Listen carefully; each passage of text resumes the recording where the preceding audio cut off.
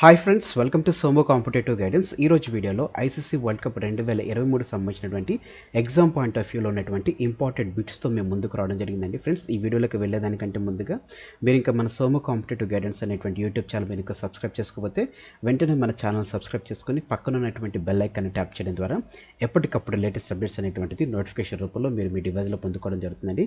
ఇక మనం ఏమాత్రం లేట్ చేయకోకుండా ఈరోజు టాపిక్ అనేటువంటి ఐసీసీ వరల్డ్ కప్ 2023కి సంబంధించినటువంటి important questions exam point of వ్యూలోకి మనం వెళ్ళిపోదాం. ఫస్ట్ క్వశ్చన్ చూసినట్లయితే కనుక 2023 ఐసీసీ పురుషుల ప్రపంచ కప్ యొక్క మస్కట్ పేరు ఏమిటి? ఐసీసీ వరల్డ్ కప్ యొక్క మస్కట్ పేరు ఏంటని మనం చూసుకున్నట్లయితే కనుక బ్లేజ్ అండ్ టాంక్ అనేటువంటిది ఈ సంవత్సరం అంటే 2023 సంవత్సరానికి గాను ఐసీసీ పురుషుల ప్రపంచ యొక్క కప్ యొక్క మస్కట్గా ఉండడం జరిగిందనమాట. నెక్స్ట్ చూసుకున్నట్లయితే కనుక 2023 ఐసీసీ పురుషుల ప్రపంచ కప్ యొక్క అఫీషియల్ థీమ్ ఏంటి, లేకపోతే సాంగ్ ఏంటి అని మనం చూసుకున్నట్లయితే కనుక దిల్ జష్న్ బోలే అనేటువంటిది 2023 సంవత్సరానికి గాను ఐసీసీ పురుషుల ప్రపంచ కప్ యొక్క అఫీషియల్ థీమ్గా ఉండడం జరిగిందండి. ఇందులో మనం చూసుకున్నట్లయితే కనుక రణ్వీర్ సింగ్ నటించడం జరిగింది. నెక్స్ట్ క్వశ్చన్లోకి మనం వెళ్ళినట్లయితే కనుక ఐసీసీ 2023 పురుషుల క్రికెట్ ప్రపంచ కప్ యొక్క ఫార్మాట్ని ఏ ఫార్మాట్ అని చెప్పి పిలవడం జరుగుతుంది. చూసుకున్నట్లయితే కనుక రౌండ్ రాబిన్ అనేటువంటి ఫార్మాట్లో ఐసీసీ 2023 పురుషుల క్రికెట్ ప్రపంచ కప్ ఫార్మాట్ అనేటువంటి చేయడం జరిగిందనమాట. నెక్స్ట్ చూసుకున్నట్లయితే కనుక 2023 క్రికెట్ ప్రపంచ కప్ మ్యాచ్లు ఎన్ని ప్రదేశాల్లో జరిగాయని మనం చూసుకున్నట్లయితే కనుక మొత్తం మన భారతదేశంలో ఐసీసీ వరల్డ్ కప్ ఎన్ని వెన్యూస్లో మ్యాచ్ జరిగిందని మనం చూసుకున్నట్లయితే కనుక మొత్తం 10 వెన్యూస్లో మ్యాచ్ అనేటువంటి జరిగిందనమాట. అంటే ఆ వెన్యూస్ ఏంటని మనం చూసుకున్నట్లయితే కనుక అహ్మదాబాద్, బెంగళూరు, చెన్నై, ధర్మశాల, ఢిల్లీ, హైదరాబాద్, లక్నో, ముంబై, పూణే, కోల్కతాలో మొత్తం 10 స్థలాల్లో అంటే 10 వెన్యూస్లో ఐసీసీ వరల్డ్ కప్ అనేటువంటి జరిగిందనమాట. నెక్స్ట్ క్వశ్చన్లోకి వెళ్ళినట్లయితే కనుక 2023 ఐసీసీ పురుషుల ప్రపంచ కప్ యొక్క బ్రాండ్ అంబాసిడర్ ఎవరు? ఐసీసీ వరల్డ్ కప్ యొక్క బ్రాండ్ అంబాసిడర్ ఎవరు అంటే Shahrukh Khan 2023 ICC world cup యొక్క బ్రాండ్ అంబాసిడర్గా ఉండడం జరిగిందండి. నెక్స్ట్ క్వశ్చన్ వచ్చేసి 2023 ఐసీసీ పురుషుల ప్రపంచ కప్ మొట్టమొదటి మ్యాచ్ ఏ జట్ల మధ్య జరిగిందని మనం చూసుకున్నట్లయితే కనుక ప్రీవియస్ అంటే 2019 వరల్డ్ కప్ సంబంధించినటువంటి ఫైనల్ ఆడినటువంటి టీంలు ఫస్ట్ మ్యాచ్ ఆడడం జరిగిందనమాట. అంటే ఆ టీమ్స్ వచ్చేసి న్యూజిలాండ్, అదే రకంగా ఇంగ్లాండ్, ఈ రెండు టీంల మధ్య ఫస్ట్ మ్యాచ్ అనేటువంటి జరిగిందండి. ఈ మ్యాచ్ ఎక్కడ జరిగిందని మనం చూసినట్లయితే కనుక గుజరాత్లో ఉన్నటువంటి నరేంద్ర మోడీ స్టేడియంలో ఇది నిర్వహించడం జరిగిందనమాట అండి. ఇది exam point of view important. Next question చూసినట్లయితే కనుక 2023 ఐసీసీ పురుషుల ప్రపంచ కప్ ఫైనల్ మ్యాచ్ ఏ జట్ల మధ్య జరిగిందని మనం చూసుకున్నట్లయితే కనుక ఇండియా, ఆస్ట్రేలియా మధ్య మ్యాచ్ అనేటువంటి జరిగిందండి. అయితే ఆస్ట్రేలియా అనేటువంటిది ఫైనల్ గెలవడం జరిగిందనమాట అండి. అయితే ఈ స్టేడియం ఎక్కడ స్టేడియం అంటే ఐసీసీ వరల్డ్ కప్ స్టార్టింగ్, అదే రకంగా ICC world cup ending stadium అనేటువంటిది ఒకటి స్టేడియం అనమాట అండి. గుజరాత్ నరేంద్ర మోడీ స్టేడియంలో ఇది జరిగిందనమాట అండి. నెక్స్ట్ చూసినట్లయితే కనుక ఇప్పటి వరకు ఇండియాలో ఎన్నిసార్లు వరల్డ్ కప్లు నిర్వహించారని మనం చూసినట్లయితే కనుక మొత్తం 4 సార్లు నిర్వహించడం జరిగిందనమాట అండి. 1987, 1996, 2011, 2023లో మా భారతదేశంలో వరల్డ్ కప్స్ అనేటువంటిది నిర్వహించడం జరిగిందనమాట అండి. 2023 ఐసీసీ పురుషుల ప్రపంచ కప్ ఏ టీం గెలుచుకుందని మనం చూసినట్లయితే కనుక ఆస్ట్రేలియా టీం అనేటువంటిది 2023 ఐసీసీ వరల్డ్ కప్ అనేటువంటిది గెలుచుకోవడం జరిగిందనమాట అండి. మొత్తం దీంతో అంటే 2023తో కలిపి చూసుకున్నట్లయితే కనుక మొత్తం 6 సార్లు ఆస్ట్రేలియా టీం గెలవడం జరిగిందనమాట అండి. 1987, 1999, 2003, 2007, 2015, 2023లో ఆస్ట్రేలియా అనేటువంటిది మొత్తం 6 సార్లు వరల్డ్ కప్ అనేటువంటిది గెలవడం జరిగిందండి. అదే రకంగా 2023 ఐసీసీ పురుషుల ప్రపంచ కప్ ప్లేయర్ ఆఫ్ ద సిరీస్గా ఎవరు నిలవడం జరిగిందని మనం చూసినట్లయితే కనుక విరాట్ కోహ్లీ ఉండడం జరిగిందనమాట అండి. అత్యధికంగా రన్స్ స్కోర్ చేసినందుకు గాను విరాట్ కోహ్లీకి ICC world cup player of the సిరీస్గా ఉండడం జరిగిందనమాట అండి.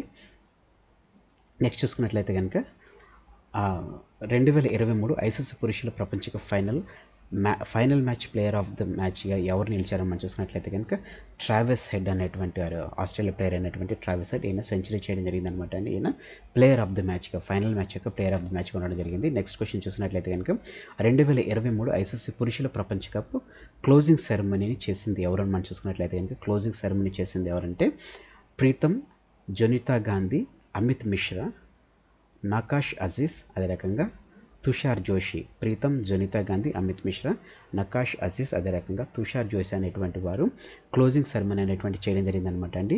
ఈ వరల్డ్ కప్కి ఓపెనింగ్ సెరమనీ అనేటువంటి చేయలేదు, ఓన్లీ క్లోజింగ్ సెరమనీ చేశారనమాట.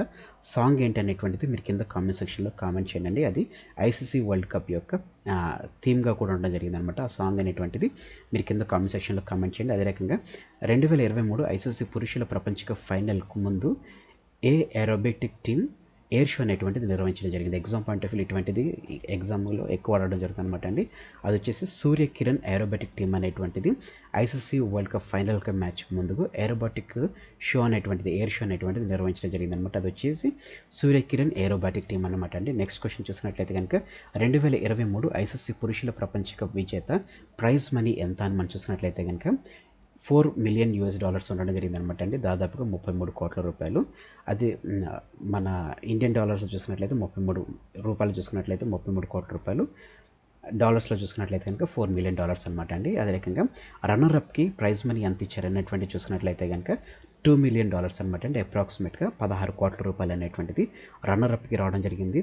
$4 మిలియన్ అనేటువంటిదేమో విన్నర్కి రావడం జరిగింది అనమాట అండి. అదే రకంగా సెమీఫైనల్స్ వరకు వచ్చినటువంటి వాటికి మనకి $1 మిలియన్ అనేటువంటిది ఇవ్వడం జరిగింది. రమ్మరమ్మిగా 8 కోట్లు అనేటువంటిది ఆ టీమ్స్కి రావడం జరిగింది అనమాట, న్యూజిలాండ్కి, సౌత్ ఆఫ్రికాకి. నెక్స్ట్ చూసుకున్నట్లయితే కనుక 2027 ఐసీసీ పురుషుల ప్రపంచ కప్ ఎక్కడ జరగనుంది? ఎగ్జామ్ పాయింట్ ఆఫ్ వ్యూలో ది మోస్ట్ ఇంపార్టెంట్ అనమాట అండి. వచ్చేసి South Africa, Zimbabwe, Namibia. South Africa, Zimbabwe, నమీబియాలో 2027 ఐసీసీ పురుషుల ప్రపంచ కప్ అనేటువంటిది నిర్వహించడం జరుగుతుంది అనమాట అండి. ఎప్పటి నుంచి ఎప్పటి వరకు మనం చూసినట్లయితే కనుక అక్టోబర్ నుంచి నవంబర్ 2027 సంవత్సరంలో ఈ 2027 ఐసీసీ పురుషుల ప్రపంచ కప్ అనేటువంటిది నిర్వహించడం జరుగుతుంది అనమాట అండి. ఇప్పుడు మనం ఈ ఐసీసీ వరల్డ్ కప్లో కొన్ని ప్లేయర్స్ రికార్డ్ అనేటువంటి సృష్టించడం జరిగింది అనమాట అండి. అదేంటి అనేటువంటి చూద్దాం. ఇది కూడా ఎగ్జామ్ పాయింట్ ఆఫ్ వ్యూలో రావచ్చు అనేటువంటి ఉద్దేశంతో ఇది మీకు పొందుపరచడం జరిగింది అనమాట అండి. అత్యధిక రన్స్ చూసుకున్నట్లయితే కనుక విరాట్ కోహ్లీ, దీనికి గానానికి ప్లేయర్ ఆఫ్ ద సిరీస్ రావడం జరిగింది, 765 రన్స్. అదే రకంగా అత్యధిక వ్యక్తిగత స్కోర్ చూసుకున్నట్లయితే కనుక మ్యాక్స్వెల్ 201 అనమాట అండి. అత్యధిక సెంచరీలు చూసుకున్నట్లయితే డీకాక్ మొత్తం 4 సెంచరీలు ఇందులో చేయడం జరిగింది. అత్యధిక సిక్స్లు చూసుకున్నట్లయితే రోహిత్ శర్మ 31 అండి. ఇంతకు ముందు ఉన్నటువంటి క్రిటికల్ రికార్డ్ని బ్రేక్ చేసి 31 సిక్సెస్ అనేటువంటి కొట్టడం జరిగింది. అత్యధిక వికెట్స్ చూసుకున్నట్లయితే కనుక షామీకి రావడం జరిగిందండి, మొత్తం 24 వికెట్లు తీసుకోవడం జరిగింది. బెస్ట్ బౌలింగ్ చూసుకున్నట్లయితే కనుక షామీ అండి 7 for 57 అనేటువంటిది రావడం జరిగింది. కీపర్గా అత్యధిక డిస్మిసల్స్ చేసింది వాళ్ళంటే డీకాక్ అండి, మొత్తం 20 డిస్మిసల్స్ చేయడం జరిగింది. అదే రకంగా అత్యధిక క్యాచెస్ తీసుకున్నటువంటి వారు ఎవరైనా చూసుకున్నట్లయితే కనుక డార్లీ మిచెల్ అనేటువంటి ఆయన మొత్తం 11 డిస్మిసల్స్ అనేటువంటి చేయడం జరిగిందండి, క్యాచెస్ తీసుకోవడం జరిగింది. అదే రకంగా విరాట్ కోహ్లీ 1 డేస్లో 50 సెంచరీస్ అనేటువంటి చేయడం జరిగింది అనమాట అండి. సచిన్ టెండూల్కర్ చేసినటువంటి 49 సెంచరీస్ రికార్డ్ అనేటువంటిది ఐసీసీ వరల్డ్ కప్లోనే బ్రేక్ చేయడం జరిగింది. అయితే మీ క్వశ్చన్ ఏంటంటే విరాట్ కోహ్లీ ఏ స్టేడియంలో ఈ 50th సెంచరీ చేశారనేటువంటిది మీరు కింద కామెంట్ సెక్షన్లో కామెంట్ చేయండి. సో ఫ్రెండ్స్, ఇదండి ఐసీసీ వరల్డ్ కప్ 2023 సంబంధించినటువంటి పూర్తి వివరాలతో కూడినటువంటి video. Thanks for watching the video. ఇందులో ఉన్నటువంటి కంటెంట్ అదే రకంగా నా ఎక్స్ప్లెనేషన్ అనేటువంటిది మీకు నచ్చినట్లయితే మీరు ఇంకా మన సోము కాంపిటేటివ్ గైడెన్స్ అనేటువంటి యూట్యూబ్ ఛానల్ మీరు సబ్స్క్రైబ్ చేసుకోకపోతే వెంటనే మన ఛానల్ సబ్స్క్రైబ్ చేసుకుని పక్కన ఉన్నటువంటి బెల్ ఐకాన్ ట్యాప్ చేయడం ద్వారా ఎప్పటికప్పుడు మీరు లేటెస్ట్ అప్డేట్స్ అనేటువంటిది నోటిఫికేషన్ రూపంలో మీరు వీడియోస్లో పొందుకోవడం జరుగుతుంది. ఫ్రెండ్స్, ఈ వీడియో కనుక మీరు నచ్చినట్లయితే లైక్ చేయండి, కింద కామెంట్ సెక్షన్లో కామెంట్ చేయడం మర్చిపోకండి. ఈ వీడియోని మీ friends and family members relatives ఎవరైతే గవర్నమెంట్ ఎగ్జామ్స్ ప్రిపేర్ అవుతారో ప్రతి ఒక్కరికి ఈ వీడియో షేర్ చేయండి. Thanks for watching the video. Have a nice day. All the best for your exams. Bye.